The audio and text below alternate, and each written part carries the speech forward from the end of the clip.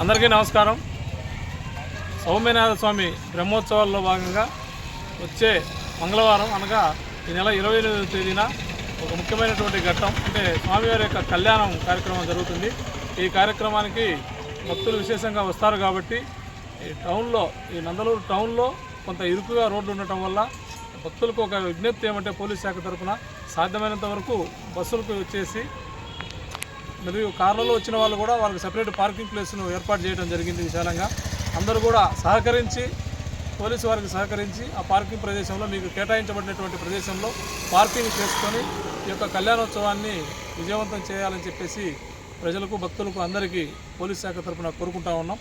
మరియు అదేవిధంగా ఆ స్వామివారి కళ్యాణం అయిపోయిన తర్వాత భోజనశాల వద్ద కూడా కొంత క్యూ లైన్ పాటిస్తూ తొందరపడకుండా తొక్కిసలాట లేకుండా ప్రశాంతంగా భోజనం చేసుకొని ఈ కార్యక్రమాన్ని అందరం కలిసి విజయవంతం చేద్దామని చెప్పేసి పోలీస్ శాఖ తరఫున విజ్ఞప్తి చేస్తా ఉన్నాం. Thank you.